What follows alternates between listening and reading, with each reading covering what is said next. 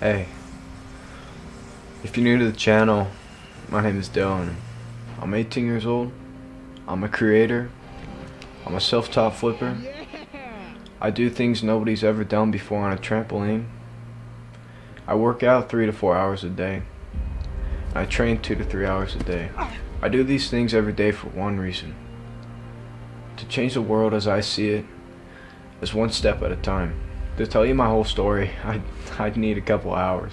But let me just speak from the heart here and tell you what I've learned through the course of this past month. Any bodybuilder would tell you that with a time frame of 1 month, it's just not realistic to get an incredible natural body transformation. And they're 100% right. See, I wasn't looking for a miraculous change in my body when I started this challenge.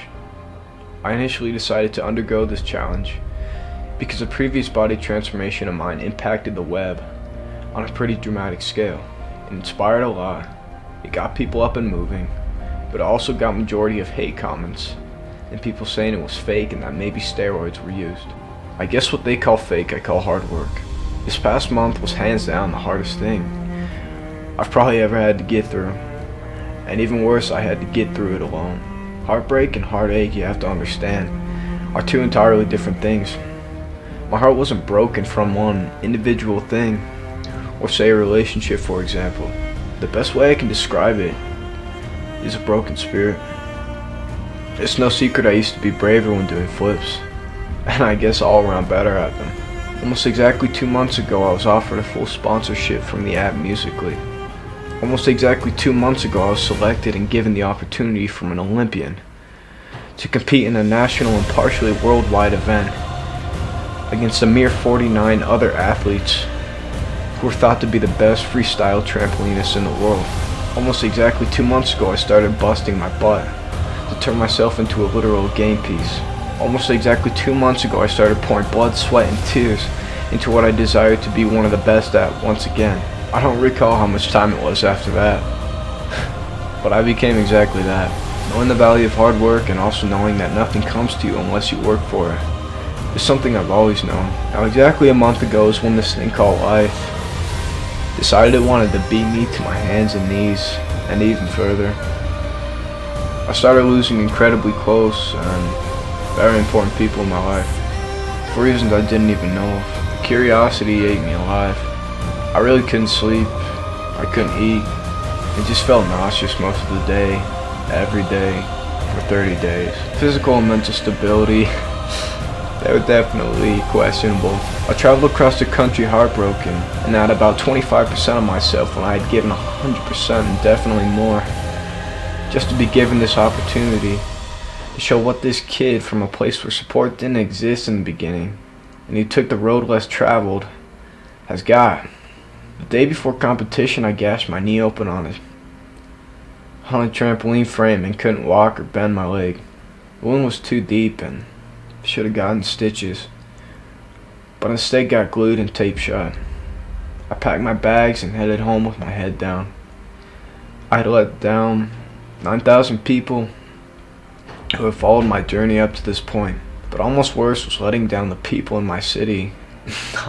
I'm no hero, but the people I didn't even know, from schools I never physically entered, would just fill in my DMs with the best of wishes for me at the games, and let me know that they were rooting for me. When times get rough, my usual coping technique that I turned to was flipping and expressing myself through videos. Well, guess what? I couldn't do that because I was in a leg brace for 2 to 3 weeks.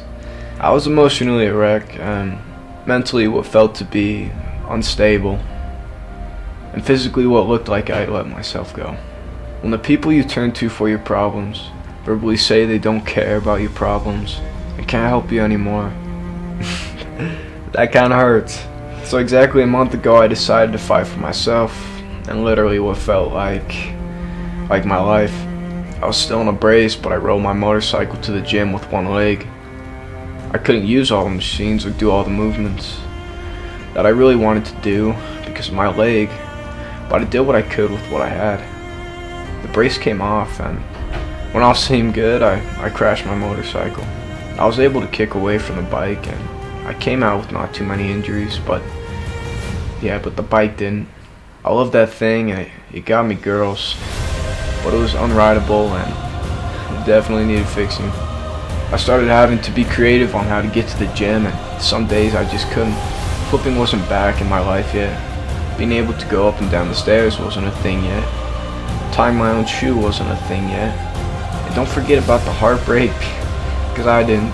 Tell me how you gain muscle and body mass when you can't even eat. Tell me how you take in 4,000 calories of good nutritious food when your family doesn't do the traditional breakfast, lunch, and dinner home-cooked meals. It's not as easy as going and getting junk and fast food and loading up on calories. That's not good food. And tell me how you get to the gym when you don't have a ride. It's called getting a membership at a closer gym so you can run to and from it when you can't get to the other one. How do you even get the time or energy to go to the gym when you're working a heavy lifting construction job from 8 a.m. to 4 p.m. every day? I had some of the best excuses I've personally ever heard. And that's why I did it. Because I couldn't imagine anyone in my position grinding this thing out. And honestly, I couldn't see the end of the tunnel most days. I couldn't. But what I could do is just tell myself that it's possible. Sometimes that's just all you can do. Just one more day, Dylan, just one more day, man, you got it. Excuses are for losers. And excuses are for the nobodies and the forgottens. Nobody cares about your excuses. This is planet Earth. And the only thing that matters are the results. Nobody cares about the climb. And nobody cares about your story. Trust me, maybe one day your story will inspire and encourage others to change their lives. But for now, your success is just gonna have to be that noise. The people around you can go just as quick as they come. And the things you'll have to do can be taken out of equation under circumstances such as physical injury or mental stability. When support beams such as these are ripped away, it leaves only one person to carry it all. Times like these are when you find out how much you can take and how strong you really are. My name is McKnight, and that's the hell that I experienced in just 1 month. But for me, this is no longer a challenge.